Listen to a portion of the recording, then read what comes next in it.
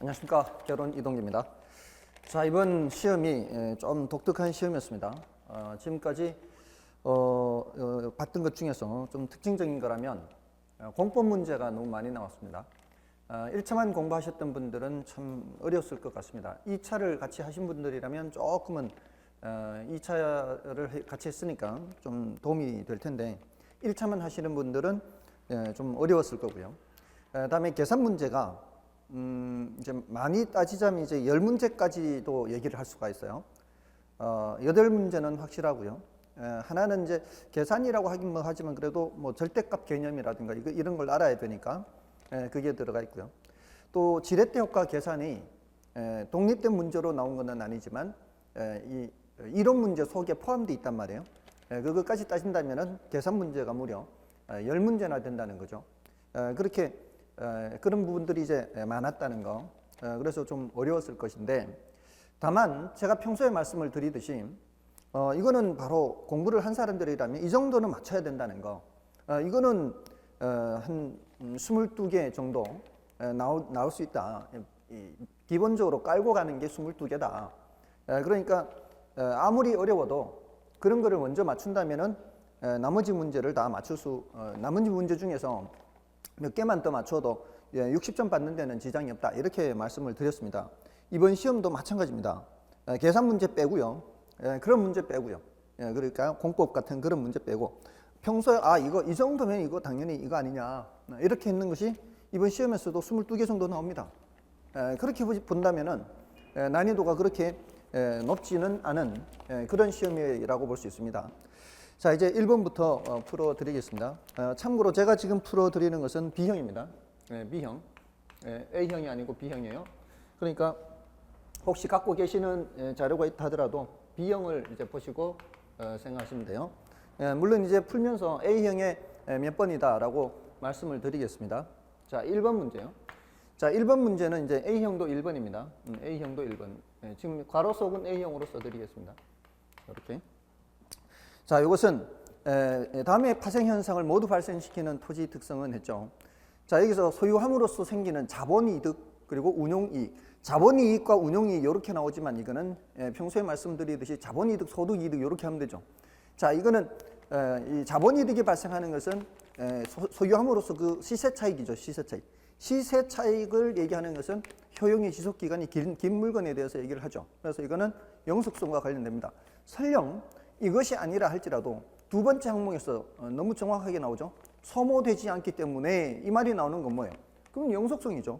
그러니까 이건 뭐 바로 정답을 맞출 수가 있어야 돼요. 4번이 정답이죠. 영속성입니다. 이런 걸 틀리면 안 된다는 거죠. 나머지도 마찬가지고요. 다음에 2번은 부동산의 개념에 관한 설명으로 틀린 것은, 자, 이것도 틀리면 안 되는 겁니다. 왜냐하면은 3번 지문이 바로 뭐라고 돼 있어요. 3번 지문에 기술적 개념의 부동산은 하면서 생산요소, 자산 이런 말이 들어가죠. 생산요소, 자산 이런 것들은 뭔가요? 생산요소라든가 자산 이런 것들은 경제적 개념입니다. 여기서 들어갈 수 있는 것이 아니죠. 그리고 1번의 뭐 복합 개념이라든가 2번의 토지 및 거정착물. 자, 이런 것들은 뭐 늘 보던 것들은 4번도 중부동산 5번. 2번 문제는 이 지문 문제 자체가 지문이 전부 다 쉬운 지문들이에요. 그러니까 별로 어렵지 않고요. 그다음에 3번 문제. 자, 이거는 이제 어렵습니다. 이거는 틀려도 뭐 용서가 되는 그런 거예요. 왜냐하면 이게 이제 여기도 공법 얘기가 나옵니다. 2차 과목이 나와서 이거는 좀 어렵죠. 그래서 1번 지문을 보시면은 공간 정보의 구축 및 관리 등에 관한 법령상 용수를 위하여 일정한 형태를 갖춘 인공적인 수로 및 그 부속 시설물의 부지에 지목했죠. 자, 인공적인 수로, 이게 키워드예요. 인공적인 수로. 인공적인 수로, 이게 키워드입니다. 요거는 국어예요, 국어. 이 순우리말로 하면 도랑이 되겠죠. 자, 요거는 요거 보고 이제 맞출 수 있는데, 유지는 뭔가요? 유지는 이거는 물이 상시적으로 고여 있는 그런 곳이죠. 연못이라든가 저수지 이런 것들. 그래서 1번 틀린 거고요. 자, 이거는 그나마 우리가 뭐 기존에 28개 지목에 그래도 조금은 언급되는데, 2번 지문은 이 정답 지문이에요. 이게 정답 지문인데 이거 완전히 이거 무슨 공법 시험이죠. 이게 이거는 그 공법상 그 국토의 계획 및 이용에 관한 법령상 그것도 대통령령에 있는 거죠. 대통령령. 이런 것들은 사실은 이거는 우리 시험에 출제될 만한 게 아니거든요. 이게 그게 정답 지문으로 나온 거예요.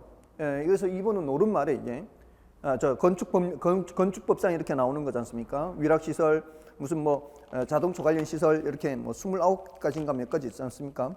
이거는 사실 우리 수준을 벗어나는 거죠. 그래서 이게 이제 옳은 말이긴 해도요. 사실은 1번하고 3번 정도는 아셔야 되죠. 1번, 3번이 틀린 거는 아셔야 돼요. 왜냐하면 3번이 이 택농임 상호간에 전환 중인 토지는 후보지지 않습니까? 근데 이행제라고 돼 있으니까.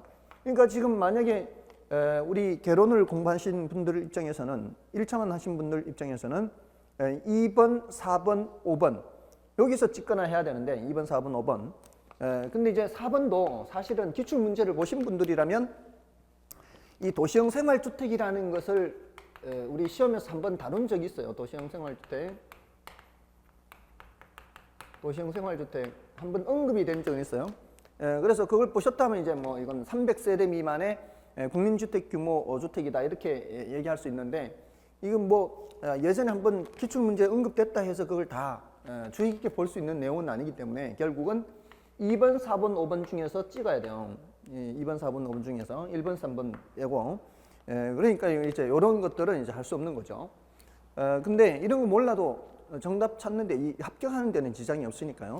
다음에 5번은 이제 5번이 틀린 이유가 지금 4번도 틀렸고요. 300세대 미만의 국민주택 규모의 주택으로서 대통령령으로 정하는 거예요. 요거는 300세대 미만. 300세대 미만. 근데 이제 5번도 틀린 게 지금 이거는 사실은 이것도 뭐 마찬가지죠. 이게 대통령령에 나오는 국토의 계획 및 이용에 관한 법령상 대통령령에 나오는 공용시설 보호지구예요. 이게 공용시설 보호지구인데 지금 잘못 얘기하고 있죠. 이게 중요시설물 보존지구 이렇게 잘못 얘기하고 있어서 틀린 거고요. 정답은 이제 2번이고요. 이 3번은 3번 문제는 이 A형의 2번에 해당하는 거예요. 그다음에 4번 문제는 이제 A형의 4번 똑같은 겁니다. 자, 이게 아파트 매매 가격이 16% 상승함에 따라 자, 이거는 이제 수업 시간에 좀 연습을 했어요. 아파트 가격이 얼마 16% 올라가는 거죠. 자, 이럴 때 어떻게 하라고 했었는가 하면은 요 밑에다 쓰라 그랬어요.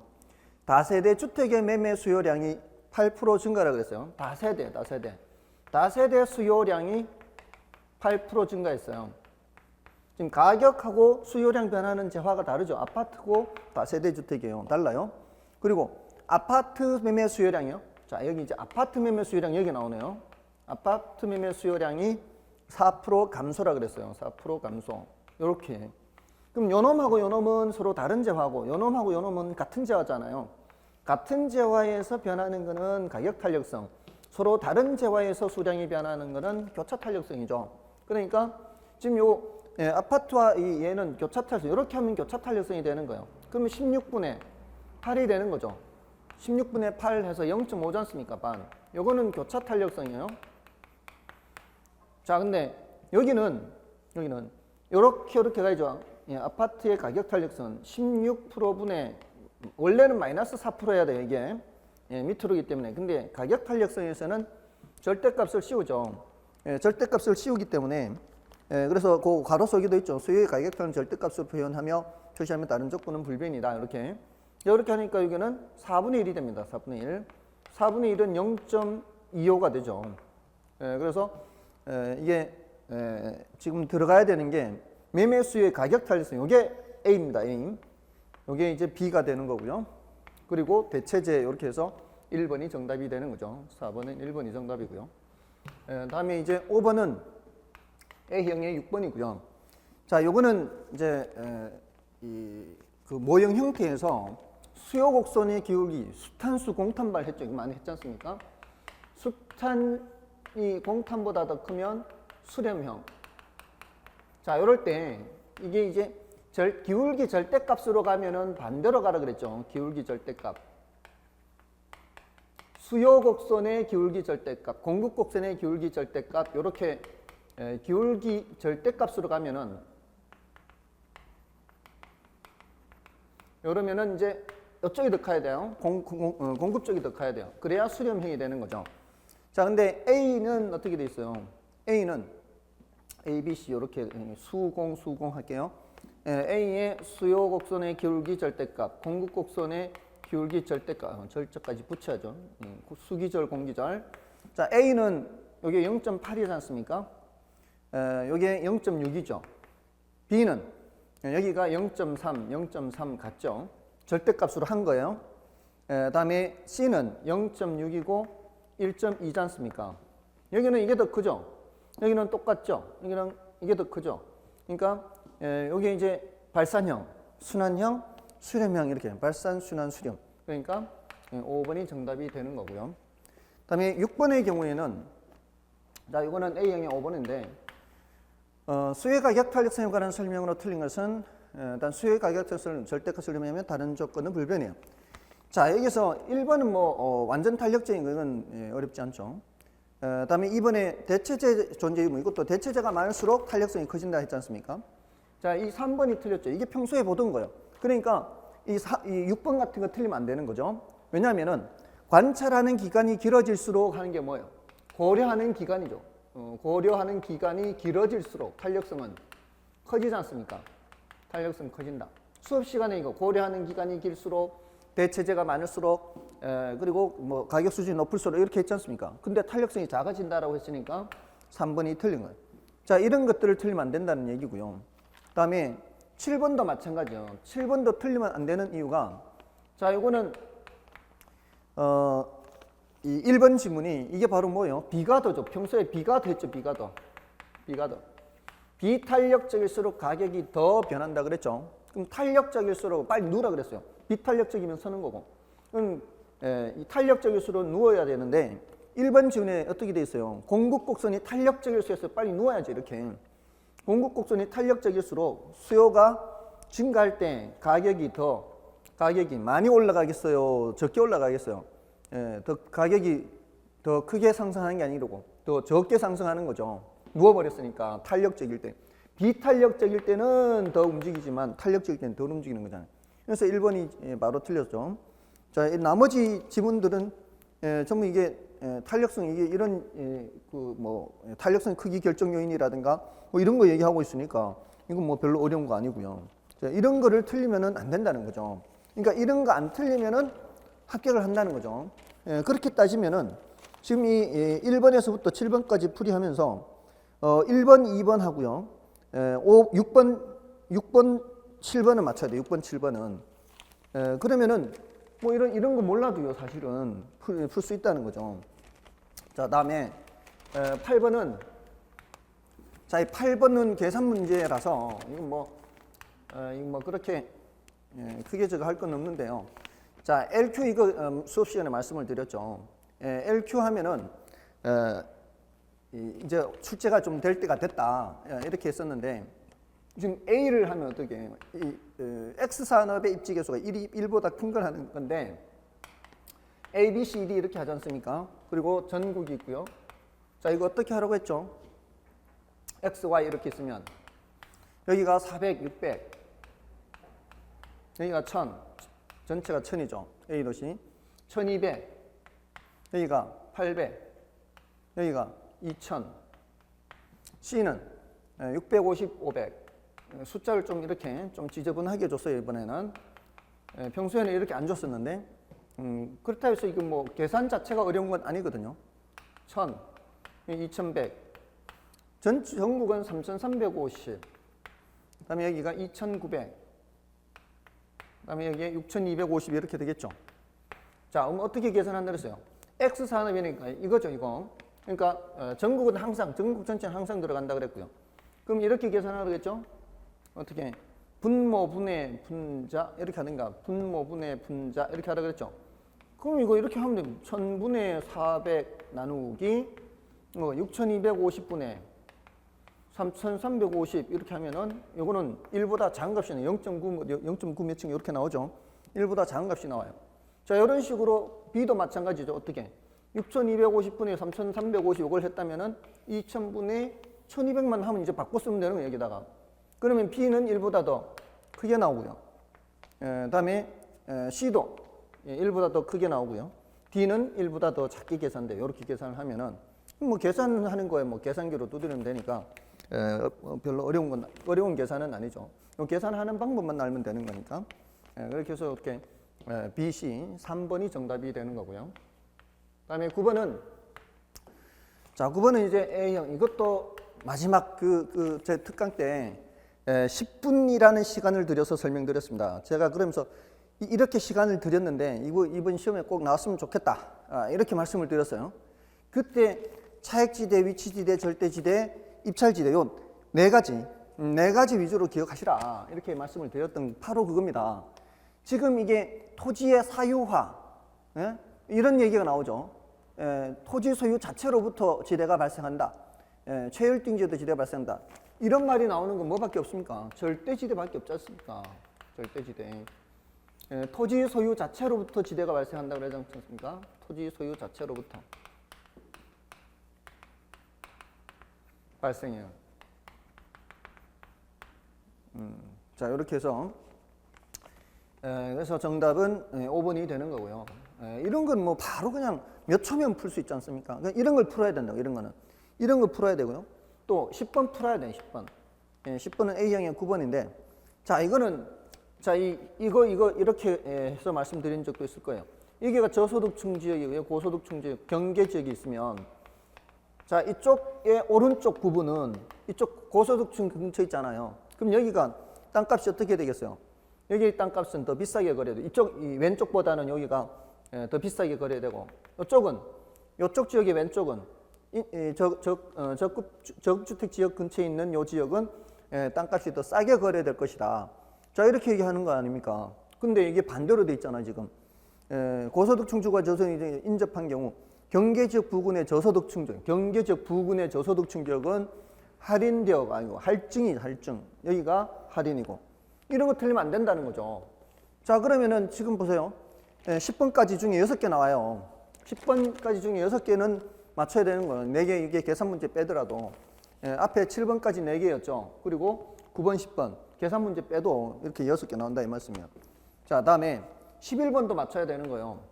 자, 이거 A형도 11번인데, 자, 왜냐면은 이것도 평소에 보세요. 4번 질문에 뭐라고 돼 있나요? 약성혈적 시장이 어떤 시장입니까? 약성혈적 시장은 뭐가 반영되어 있는 시장이에요? 약성혈적 시장은 과거 정보가 반영되어 있는 시장, 과거 정보가 반영되어 있는 이런 시장에서 과거 정보를 분석하면은 역사적 자료를 분석하면은 보다 높은 정보를 분석하는 게 아니지 않습니까? 그런 경우에는 정상 이윤을 초과하는 이윤을 획득할 수가 없는 거죠. 이런 약성혈적 시장에서는 과거 정보 분석에서는 이거는 초과 이윤을 얻을 수가 없죠. 이렇게 아주 간단한 것을 틀리면 안 된다는 거죠. 이런 거. 이거 맞춰야 되는 거고요. 다음에 12번은 자, 이거는 A형 13번인데 이건 계산 문제이긴 해도요. 사실은 이거 많이 했던 거 아닙니까, 이거. 이거는 지금 A, B 도시에서만 이제 C 도시 인구가 이제 구매를 하는데 C 도시 인구가 얼마고요? C 도시 인구가 5만 명인데 이쪽으로 갈 거냐 저쪽으로 갈 거냐 하는 거지 않습니까? 이게 A 도시가 있고 40만이고 여기가 10만이에요. A가 40만, 여기가 10만. 여기 이제 그 사이에 C가 있어요. C가 있는데 A까지가 10km고 B까지가 5km네. 이쪽이 더 가까워요. 여기 5km, 여기 10km, 5km. 여기 이제 5만 명이 살아요. 자, 이럴 때 이쪽으로 몇만 명 가고 이쪽으로 몇만 명 가느냐. 이거 A가 당기는 힘, B가 당기는 힘, 이거 계산하는 거 아니에요. 자, 이거 어떻게 한다고 그랬습니까? A가 당기는 힘 해서 A가 당기는 힘은 10의 제곱 100이죠. 100분의 40만이에요. 그럼 동그라미 2개 약분하면은 4천입니다. 맞나요? 4천, 크기가 4천. 동그라미 맞죠? B가 당기는 힘 하면은 10만 명이고 거리가 5예요. 그러면은 25분의 10만 명이에요. 자, 여기 10만 명인데, 자, 25분의, 자, 100 나누기 25 하면 몇이에요? 100 나누기 25 하면 4죠, 4. 이 동그라미 3개 뒤에 남아있죠? 4천이죠. 자, 그러면 이것도 4천, 이것도 당기는 힘이 같아요.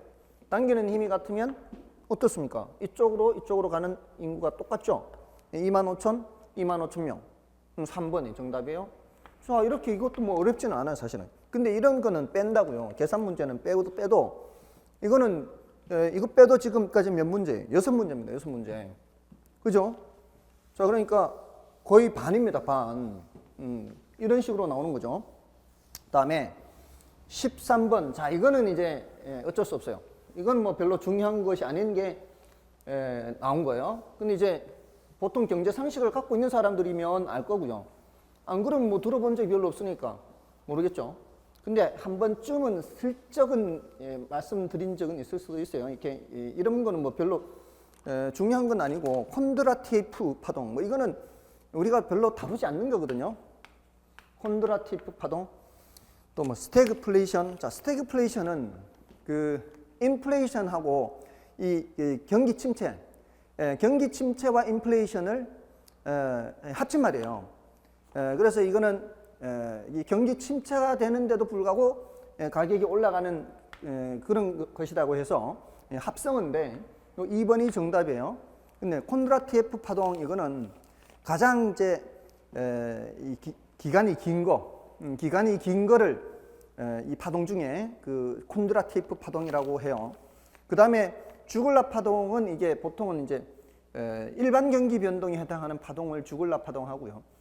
키친 파동 한 게 이제 가장 짧아요. 이게 굉장히 단기 파동인데 이건 뭐 그냥 그 파동이라고 하는 것은 경기 변동의 어떤 주기가 몇 년 정도 되느냐 이걸 얘기하는데 우리는 뭐 별로 중요한 건 아니거든요.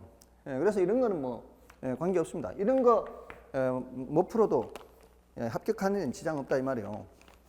보시면은 보세요. 지금 6문제였지 않습니까? 14번 보세요. 이거 틀리면 안 된다고요. 14번은 A형에서도 14번인데 이게 개발부담금 부과제도는 정부의 직접적 개입 시장 개입 수단이 이거는 이미 기출문제에서도 이미 얘기가 나왔던 거고요. 수업 시간에도 많이 했던 거예요. 직접적 시장 개입 수단은 수요 공급자 역할을 한다거나 막 이렇게 해야만 되는 건데 이건 전혀 그런 게 아니지 않습니까? 그러니까 이건 바로 틀린 거예요. 이런 거 틀리면 안 된다는 거죠. 7개 나왔죠? 지금 14번, 14분의 7이에요. 지금 14분의 7. 이거 공부하신 사람들은 이건 뭐 금방 체크할 수 있는 것들입니다. 다음에 이번에 공공임대주택 공급은 소득 재분배 효과를 기대할 수 있다. 당연하죠. 공공임대주택은 누구한테 하는 겁니까? 저소득층한테 하는 거 아닙니까? 그럼 저소득층한테 하니까 이건 소득 재분배 효과를 기대할 수가 있는 거고요. 다음에 정부가 주택가격 안정을 목적으로 신규 주택의 분양가를 규제할 경우 신규 주택 공급량이 감소하면서 사회적 후생 손실이 발생할 수 있다. 자, 이게 뭔 소린가 하면은 이 사회적 후생 손실 이런 말은 우리 시험에서 여러 번 나왔어요. 이것도 수업 시간에 다 말씀을 드렸습니다. 사회적 후생 손실이라고 하는 거는 이거는 효율성이 떨어지는 것을 말해요. 효율성이 떨어지는 거. 효율성이 떨어지는 거를 사회적 후생 손실이 발생한다 이렇게 얘기를 해요. 근데 이런 것이 정부가 개입해서 이렇게 나타날 수 있다는 거예요. 정부가 개입해서 이렇게 나타나는 것은 이거는 정부 실패가 되는 거예요. 근데 시장 실패일 때는 정부가 개입해서 사회적 후생 손실이 나타나지 않게 해서 또 개선시킬 수 있는데 이렇게 정부가 개입해서 오히려 이런 문제가 나타날 때는 정부 실패가 나타날 수가 있는 거예요. 다음에 이제 4번은 반대로 이제 시장 실패 얘기를 하는 거죠. 시장에서 어떤 원인으로 인해 자원의 효율적 배분에 실패하는 현상을 시장 실패를 하는데 이는 정부가 시장에 개입하는 근거가 된다. 이 맞는 말이고요. 다음에 5번에 토지 수용과 같은 시장 개입 수단에서는 토지 매입과 보상 과정에서 사업 시행자와 피수용자 간의 갈등이 발생하기도 한다. 그렇죠. 뭐 보상받는 사람은 더 받으려고 하고 이제 하는 입장에서는 개발 이익을 배제하고 보상하려고 하니까 그럴 수 있지 않습니까? 그러니까 지금 이런 나머지 지문들에 대해서 잘 모른다 해도 확실한 지문이 정답이 되는 거란 얘기죠. 그래서 이 14번까지 반타적이 나와야 되는 거예요. 다음에 15번. 자, 요 15번은 또 이게 또 공법의 문제예요. 공법. 공법 이것도 사실은 우리 시험에서 이렇게 나오면 안 되는 거죠. 다만 15번도 이렇게 A형은 이제 15번의 A형도 이 공부를 좀 하신 분들은 2번과 5번 중에 찍어야 돼요. 이 2번과 5번 중에서 찍어서 틀렸다면 어쩔 수 없는 거고, 왜냐하면은 이 공부를 좀 하신 분들은 135가 정답이 아니라는 건 134가 정답이 4번도 그렇네요. 245네 245. 근데 요 정도는 수업 시간에 많이 말씀을 드렸어요. 4번 같은 거는 많이 말씀드렸어요. 5번도 사실 많이 말씀드렸고요. 저는 수업할 때 그렇습니다. 4번, 5번을 여러 번 말씀드렸어요. 4번, 5번은. 그러니까 결국 정답은 2번. 2번은 말씀을 드리지 않았단 말이에요. 이 공법 내용이니까. 그러니까 제 수업을 들었다면은 1345가 옳은 말이라는 건 알 수 있거든요. 1번은 가장 많이 나오는 얘기고 부의 외부 효과를 제가 하는 거고, 그다음에 3번도 사적 시장의 외부 효과에 대한 효율적인 해결책을 제시하지 못할 때 정부에 의해 채택되는 부동산 정책의 한 수단이 용도 지역 지구제고, 이건 뭐 별로 어렵지 않은 거죠. 그다음에 용도 지구는 하나의 대지의 중복 지정될 수가 있죠. 이것도 이제 말씀을 드린 게 이거 여러 번 말씀드렸거든요. 용도 지역은 중복 지정이 되고, 용도 지역은 중복 지정이 안 되고, 용도 지구는 또는 용도 구역은 이거는 중복 지정이 가능하다. 이거 여러 번 말씀드렸거든요. 그러니까 4번 맞출 수 있어야 되고, 또 5번도 제가 수업 시간에 국토계획에 관한 법령상 도관농자 숱하게 말씀드렸거든요. 도관농자, 이거는 도관농자. 이걸 계속 수업 들었던 분들이라면 이렇게 되는구나. 도시지역, 관리지역, 농림지역, 자연. 그러면은 2번이 정확하게 뭔지는 몰라도 2번 정답을 체크를 할 수 있다는 거죠. 자, 근데 2번이 지금 거기 2종 일반 주거지역이라고 돼 있죠. 2종 일반 주거지역이 아니라 2종 전용 주거지역, 전용 주거지역과 일반 주거지역의 차이점이 뭐냐. 전용 주거지역은 주거의 쾌적성이나 이런 게 아주 좋아야 될 거 아니에요. 아주 좋아야 되니까 이거는 양호한 주거 환경이에요. 이거는 편리한이에요. 편리한. 이게 차이점 키워드예요. 그래서 지금 그 2번 질문에 양호한으로 돼 있죠. 양호한으로 돼 있는 전용 주거지역인 거예요. 자, 그래서 2번이 정답이고, 다음에 그러니까 이런 것들은 못 푼다고 치더라도 이제 되는 거죠. 근데 이제 문제는 16번, 17번이 전부 다 공법이란 얘기죠. 이게 16번도 그렇고요, 17번도 그렇고요. 자, 이거는 이제 우리 결혼 입장에서는 참 난감할 뿐입니다. 이런 것들이 나와버리면. 다만 16번은 A형은 17번인데요. 자, 옳은 것을 찾는데 1번은 그래도 우리가 다루는 거죠. 우리가 다루는 건데 1번을 체크해서 틀리면 안 되는 거죠. 왜냐하면은 부동산 가격 공시 제도에 따라 부동산 가격 공시 및 감정평가에 관한 법령상 시장, 군수, 구청장이 공동주택을 산정하지는 않습니다. 이거는 국장이 하는 거죠. 국장이 공동주택 가격을 공시하기 위하여 공동주택 가격을 산정할 때에는 해야 돼요. 한때에는이 아니고, 할 때에는 국토교통부 장관의 의견을 아니고 공동주택 소유자 그 밖에 이해관계인의 의견을 듣는 거예요. 의견 듣는 거는. 그러니까 국장이 들어야 돼요. 국장이 공동주택 가격을 산정할 때는 누구 의견? 소유자와 이해관계인, 이렇게 해야 옳은 표현이 되는 거예요. 이게 이제 1번이고요. 어쨌든 이제 이 짝이 안 맞지 않습니까? 시군구장하고 공동주택하고는 짝이 안 맞는 거예요. 다음에 2번도 이미 출제가 됐었고요. 이 선매라는 게 선매라는 게 강제 수용하는 거하고는 성격이 다르지 않습니까? 그러니까 2번까지는 맞춰야 돼요, 사실은. 이 2번까지 맞춰야 되는데 이제 그 다음이 이제 조금은 이제 어려울 수 있죠. 3번의 부동산 거래 신고는 부동산 거래 신고에 관한 법령에 따라 거래 당사자가 매매 계약을 체결한 날부터 60일 이내요.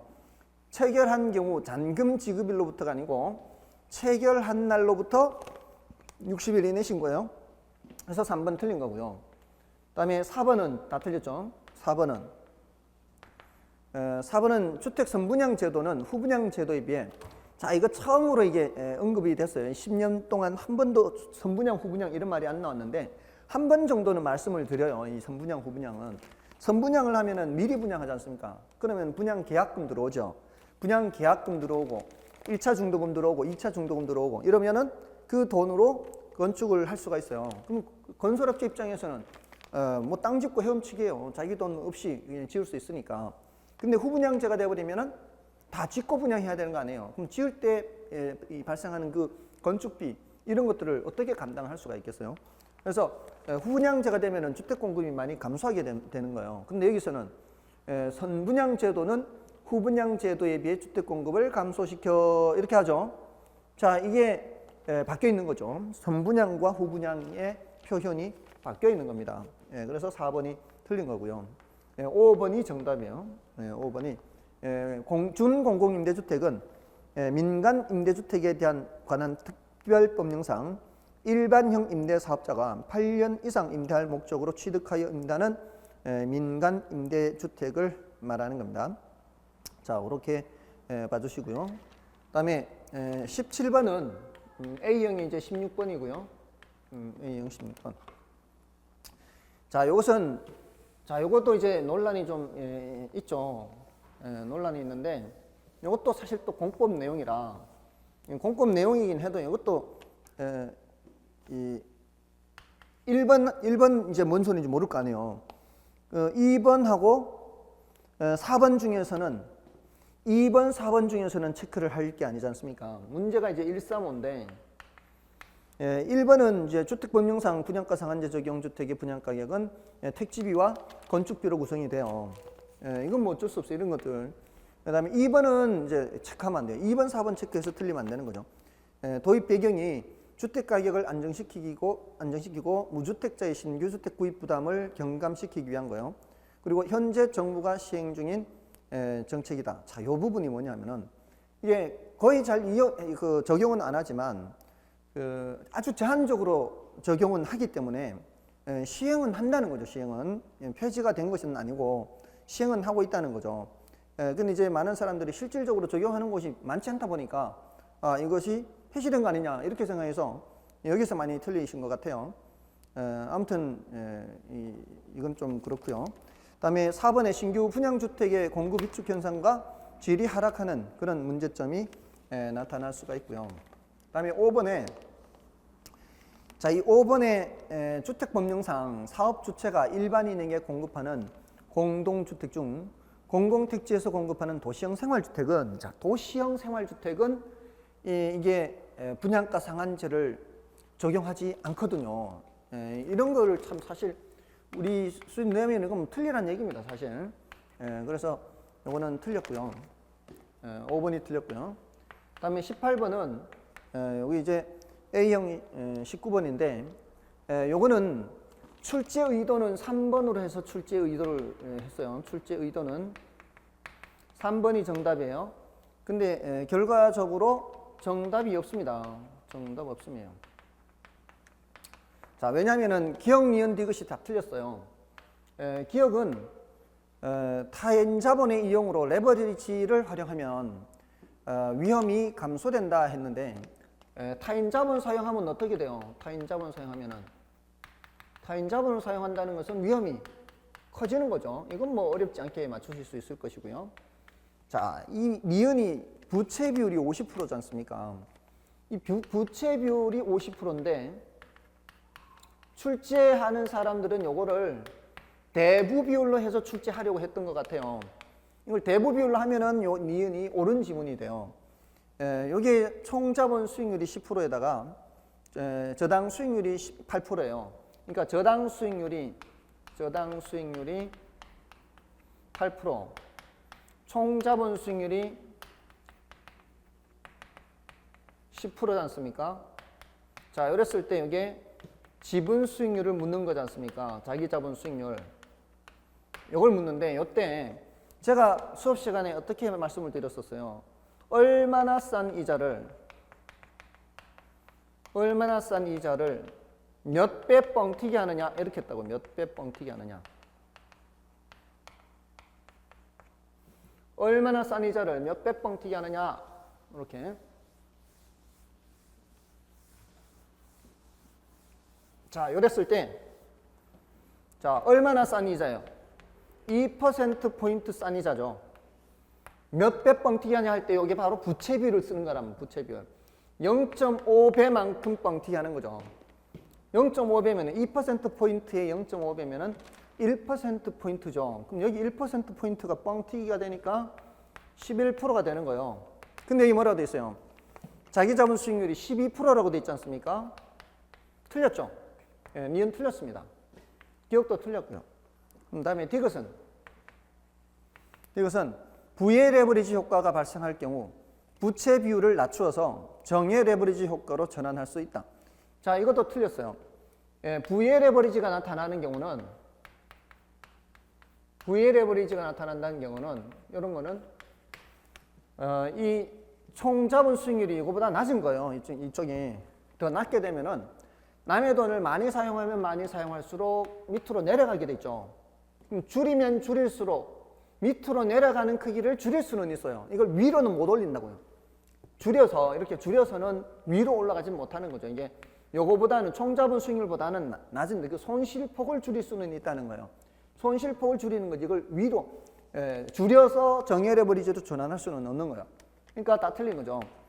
자, 그러면은 옳은 것은 뭐밖에 없는가 하면 리을밖에 없어요. 이건 중립적 지뢰예요. 리을은 중립적 지뢰로서 옳은 말이에요. 자, 그러면 옳은 것을 모두 고른 것은 했으니까 리을이 여기 있어야 될 거 아니에요. 1번에서부터 5번까지 리을만 돼 있는 게 없지 않습니까? 그러니까 이거는 정답 없음 이렇게 되는 거예요. 자, 그래서 이거는 거의 100% 받아들일 것 같고요. 받아들여질 것 같아요. 다음에 이제 19번은 좀 어려운 문제. 이거는 어려운 문제인데 이거 수업 시간에 몇 번 좀 말씀을 드렸어요. 이거 조금 어려운 문제입니다. 이 정도는 이렇게 지금까지는 이렇게 출제되지는 않았지만 이런 게 이제 출제가 된 거 이제. 그 1번에 동일한 현금 흐름의 투자 아니라도 투자자의 요구 수익률에 따라 수년제 가치가 달라질 수 있다. 그렇죠. 이 수년가법은 이 수년가 NPV죠. 요거는 뭘로 할인을 해요?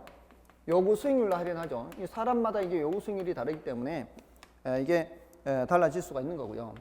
그다음에 자, 요거 상호 배타적인 이런 말이 이제 드디어 나왔습니다. 드디어 상호 배타적 이런 말이 지금까지 안 나왔다 그러죠. 상호 배타적, 상호 독립적. 투자 규모의 차이가 있는 상호 배타적 투자 했어요. 상호 배타적 하면 뭐라 그랬어요, 이게? 상호 배타적. 요거는 가용 자금에 제한이 있다 그랬죠. 가용 자금에 제한이 있어요.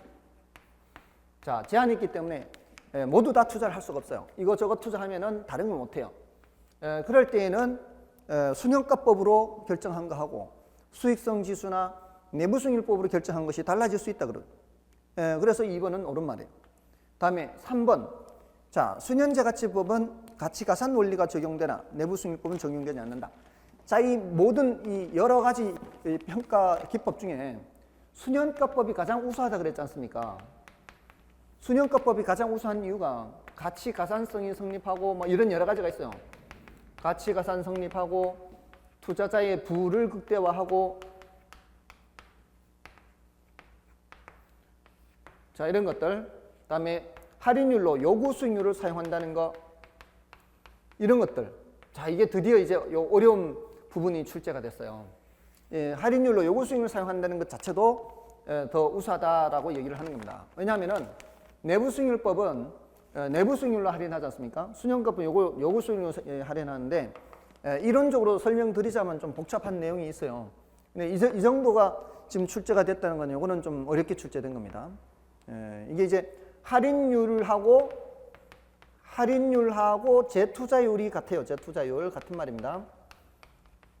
이 재투자율 같은데 여기에 대한 게 내부 수익률법에서 내부 수익률이 변하지 않고 쭉 가버리는 거거든요. 근데 수년가법에서는 그해 요구 수익률이 바뀔 수가 있거든요.